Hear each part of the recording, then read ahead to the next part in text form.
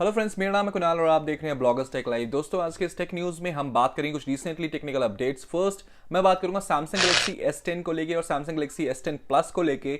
Basically उसके अंदर काफ़ी सारी कंप्लेंट्स आ रही related to the accidental touch protection को लेके। बेसिकली होता क्या है ये कि जब अपने फ़ोन को आप पॉकेट में डालते हैं या फिर किसी बैग में डालते हैं जैसे आप कैरी करना चाहते हैं, और होता क्या कि जब अपने पॉकेट के अंदर आप हाथ डालते हैं तो उसकी स्क्रीन पर कभी कभी आपका हाथ लगता है तो वो उसके स्क्रीन सेंस करता है उसको अनलॉक करने के लिए। लेकिन ऐसा होना नहीं चाहिए क्योंकि डार्क मोड में ये ऑप्शन एक्टिव नहीं होना चाहिए, लेकिन ऐसा हो रहा है। और उससे होता क्या है कि बार बार ऐसा होने पर वो फ़ोन ज़्यादा से ज़्यादा वाइब्रेट करता है और अपने सेंसर को वर्क करता है उसको अनलॉक करने के लिए, और इससे फ़ोन हो जाता है डिसेबल। तो ये काफ़ी बड़ा एक इशू है जो काफ़ी लोग इसे कंप्लेन कर रहे हैं। और सेकंड एक और इशू आ रहा है सैमसंग गैलेक्सी S10 प्लस के ऊपर कि उसमें होता है कि ऑलवेज ऑन डिस्प्ले का जो ऑप्शन आता है स्क्रीन के ऊपर, जब हम उसको स्क्रीन को देखते हैं तो वहाँ पर हमारे को डेट और या फिर जो भी लेटेस्ट नोटिफिकेशन होती है वो शो करती है वहाँ पर। ऐसा कभी होना नहीं चाहिए क्योंकि जब हम उसे उठा के देखेंगे तभी वो हमें दिखनी चाहिए, लेकिन वो हमेशा ऑलवेज ऑन दिखा रही है।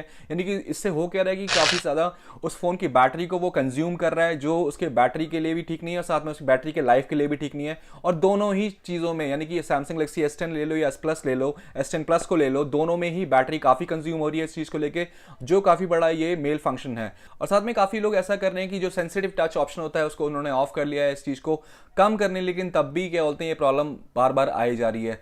हो सकता है कि मे भी आने वाले टाइम पे सैमसंग इस ग्लिच को यानी कि इस प्रॉब्लम को ठीक करने के लिए एक नया सॉफ्टवेयर अपडेट निकाले। दोस्तों, अगर हम बात करें अब सेकंड अपडेट को लेके तो माइक्रोसॉफ्ट की तरफ से एक बहुत अच्छा अपडेट आया है। उन्होंने बताया है कि पहले हम जो स्काइप पे 25 मैक्सिमम 25 लोगों के साथ ग्रुप वीडियो कॉलिंग करते थे, लेकिन आने वाले टाइम पे हम 50 लोगों के साथ एक साथ ग्रुप वीडियो कॉलिंग कर सकते हैं। साथ में उन्होंने कुछ अपडेशंस भी चेंज करी है इसके अंदर। फर्स्ट अपडेशन ये है कि जब भी आप किसी को ग्रुप कॉलिंग करेंगे तो वहां पे नोटिफिकेशन जाएगा, ना कि वहां पे रिंग जाएगी, यानी कि वो बंदा डिस्टर्ब नहीं हो पाएगा। सेकंड थिंग एक और ये कि हर लोगों के पास, यानी जितने 50 लोगों के साथ अगर आप ग्रुप कॉलिंग करते हो तो उनके पास सबके पास एक ऑप्शन रहेगा कि वो उसको म्यूट कर सकते हैं, अपने ऑडियो को म्यूट कर सकते हैं या अपनी वीडियो को डिसेबल कर सकते हैं। दोनों ऑप्शन उनके पास रहेंगे।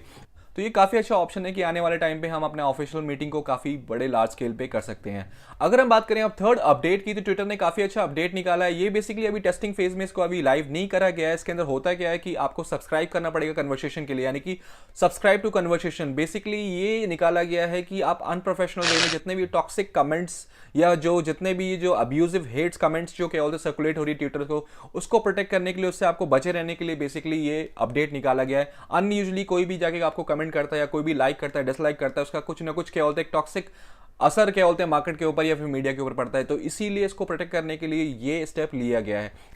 दोस्तों, अगर हम बात करें अब फोर्थ अपडेट की तो ये बेसिकली यूएस की एफसीसी से आई है। ये एफसीसी क्या होती है? फेडरल कम्युनिकेशन कमीशन होती है। जैसे इंडिया में ट्राई होता है वैसे यूएस में एफसीसी होती है।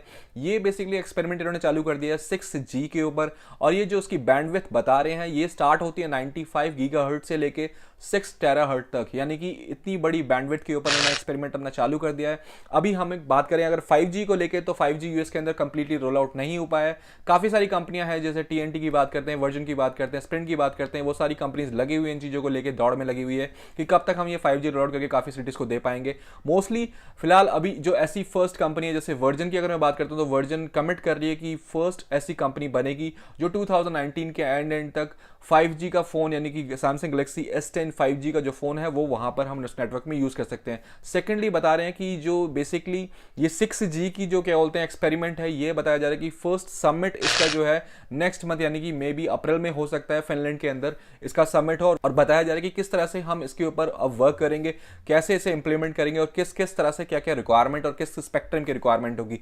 तो दोस्तों, ये थी कुछ अपडेट। होप ये मेरी वीडियो आपको पसंद आई होगी। अगर मेरी वीडियो आपको पसंद आई तो प्लीज मेरी वीडियो को लाइक करें, चैनल को सब्सक्राइब करें, साथ में बेल बटन दबाएं ताकि आने वाली वीडियो की नोटिफिकेशन आपको मिल पाए। और साथ में प्लीज मेरी वीडियो को ज्यादा से ज्यादा शेयर करें, साथ में कमेंट डालना ना भूलें ताकि मैं जो भी वीडियोस बना रहा हूं उनके ऊपर जो भी मिस्टेक्स हो उनको मैं इंप्रूव कर पाऊं। तो चलिए दोस्तों, आज के लिए इतना ही। धन्यवाद।